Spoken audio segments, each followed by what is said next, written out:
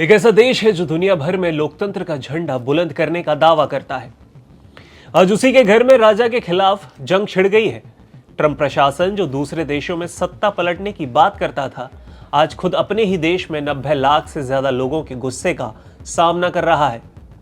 सड़कों पर एक ही नारा गूंजता दिख रहा है, यूएसए नो किंग्स, यानी कि अमेरिका में कोई राजा नहीं चलेगा। क्या यह महज एक प्रदर्शन है या अमेरिका में किसी बड़ी क्रांति की आहट? अमेरिका के इतिहास में आज की तारीख सुनहरे अक्षरों में नहीं बल्कि विरोध की आग से लिखी जाएगी। नो किंग्स आंदोलन के तहत अमेरिका के सभी 50 राज्यों में जो हुआ उसने पूरी ही दुनिया को हैरान कर दिया है। ये इस आंदोलन की तीसरी और अब तक की सबसे बड़ी रैली थी। आंकड़े गवाही दे रहे हैं कि जनता का गुस्सा किस कदर बढ़ता जा रहा है। जून 2025 में एक रैली हुई जहां करीब 50 लाख लोग सड़क पर थे, तो वहीं अक्टूबर 2025 में जब दोबारा ये रैली हुई तो संख्या बढ़कर 70 लाख से ज्यादा हो गई। और आज मार्च 2026 में जब ये प्रदर्शन हुआ है तीसरी बार, तो इस बार का अनुमान है कि 90 लाख से ज्यादा लोग सड़कों पर थे। जो सबसे चौंकाने वाली बात है वो ये है कि ये विरोध अब सिर्फ न्यूयॉर्क या वॉशिंगटन जैसे बड़े शहरों तक लिमिटेड नहीं है। 3100 से ज्यादा कार्यक्रमों में से 2/3 छोटे कस्बों और ग्रामीण इलाकों में हुए। इसका मतलब साफ है कि ट्रंप की नीतियां अब सिर्फ लिबरल शहर ही नहीं बल्कि अमेरिका के हार्टलैंड को भी परेशान कर रही हैं। इस बार विरोध प्रदर्शन का असली powerhouse Saint Paul Minnesota बना। यहां का माहौल किसी पॉलिटिकल रैली के जैसा बिल्कुल नहीं था बल्कि एक इमोशनल आंदोलन की तरह दिखाई दिया। मशहूर रॉक स्टार ब्रूस स्प्रिंगस्टीन ने जब अपना नया गाना स्ट्रीट्स ऑफ मिनियापोलिस गाया तो वहां मौजूद हजारों लोगों की आंखें नम हो गई। ये गाना उन लोगों की याद में था जो इमिग्रेशन एजेंट्स के द्वारा गोलीबारी का शिकार हुए। जो वहां पर बैनर्स लगे हुए थे उन पर लिखा था कि हमारे पास सीटियां थी और उनके पास बंदूकें। क्रांति मिनियापोलिस से शुरू होती है। यह संदेश सीधा था कि सत्ता की ताकत के सामने जनता की आवाज दबने वाली नहीं है। इस आंदोलन को सिर्फ आम जनता का ही नहीं बल्कि हॉलीवुड और राजनीति के बड़े चेहरों का भी समर्थन मिल रहा है। रॉबर्ट डिनेरियो, जेन फोंडा, बर्नी सैंडर्स जैसे दिग्गजों ने मंच से ट्रंप प्रशासन की कड़ी आलोचना की, उन्हें चुनौती दी। वॉशिंगटन के लिंकन मेमोरियल के पास प्रदर्शनकारियों ने जो पोस्टर पकड़े थे वे काफी आक्रामक थे। एक पोस्टर पर लिखा हुआ था कि ताज उतारो जोकर। ट्रंप को यहां जोकर कहा गया। ये स्लोगन ट्रंप के उस वर्किंग स्टाइल पर तंज है जिसे लोग तानाशाही, राजशाही यानी कि मोनार्की से जोड़कर देख रहे हैं। लोगों का यह मानना है कि राष्ट्रपति खुद को संविधान से ऊपर समझ रहे हैं और नो किंग्स मूवमेंट इसी सोच को कुचलने की शुरुआत है। अगर आप अब भी सोच रहे हैं कि क्यों भड़का है ये गुस्सा, तो इसकी जो प्रमुख वजह है वो आपको बता देते हैं। गहराई से देखा जाए तो ये गुस्सा रातों रात तो पैदा नहीं हुआ। इसके पीछे कई सारे बड़े कारण हैं, जैसे कि इमिग्रेशन में क्रूरता हुई। ट्रंप प्रशासन का आक्रामक इमिग्रेशन कैंपेन लोगों के गले नहीं उतरा। इमिग्रेशन एजेंट्स की बढ़ती सख्ती और गोलीबारी की घटनाओं ने मानवाधिकारों पर सवाल खड़े कर दिए। इसके बाद ईरान के साथ युद्ध।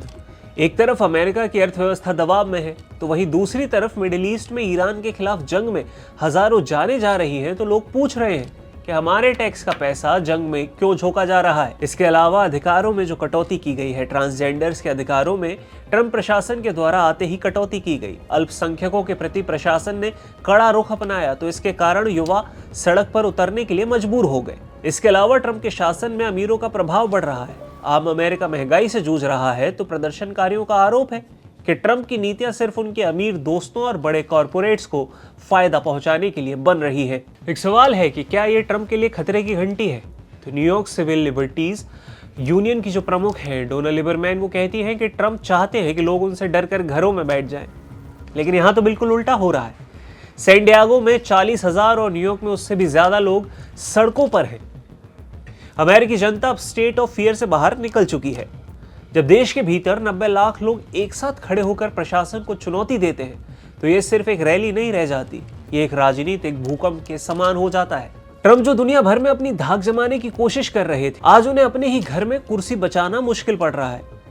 कुल मिलाकर नो किंग्स आंदोलन ने यह तो साबित कर दिया है कि लोकतंत्र में जनता ही असली मालिक होती है। अगर सरकार खुद को राजा समझने लगे या ऐसी भूल करेगी तो जनता उसे आईना दिखाने में कसर नहीं छोड़ती। इस पूरे वाकये पर ट्रंप प्रशासन और रिपब्लिकन पार्टी का जो स्टैंड है वो भी आपको बता देते हैं। व्हाइट हाउस की प्रवक्ता एबिगेल जैक्सन ने इस पूरे आंदोलन को सिरे से खारिज करते हुए इसे लेफ्टिस्ट फंडिंग नेटवर्क्स की साजिश बताया।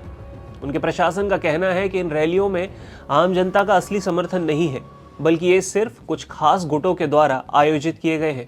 रिपब्लिकन नेशनल कमेटी तो इन प्रदर्शनों को अमेरिका से नफरत करने वाली रैलियां करार कर रहा है, तो वहीं इस पर प्रशासन का तर्क है कि ट्रंप के फैसले जैसे इमिग्रेशन और ईरान युद्ध देश की सुरक्षा के लिए जरूरी है और जो लोग इसका विरोध कर रहे हैं वे भ्रमित हैं। इस आंदोलन का असर दुनिया भर में देखने को मिल रहा है। सिर्फ अमेरिका में ही नहीं, दुनिया के 15 से ज्यादा देशों में लोग सड़कों पर थे।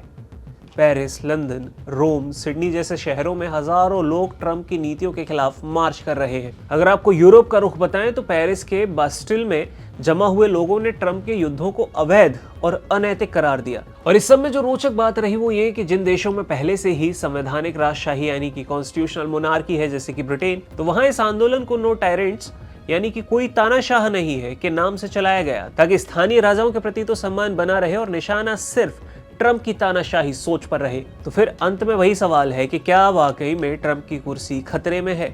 तो इस पर एक्सपर्ट्स का मानना है कि ट्रंप की असली चिंता ये नहीं है कि 90 लाख लोग सड़क पर हैं।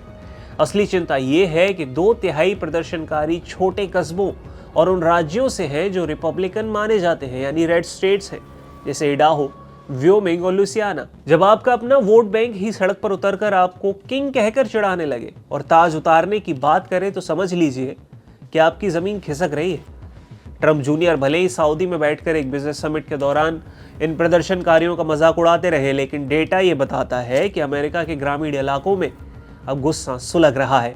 तो कुल मिलाकर अमेरिका की सड़कों पर गूंजती विसिल्स यानी सीटियां ट्रंप प्रशासन के लिए एक वेकअप कॉल है, क्योंकि लोकतंत्र में जनता किसी को भी राजा बनने की इजाजत नहीं देती।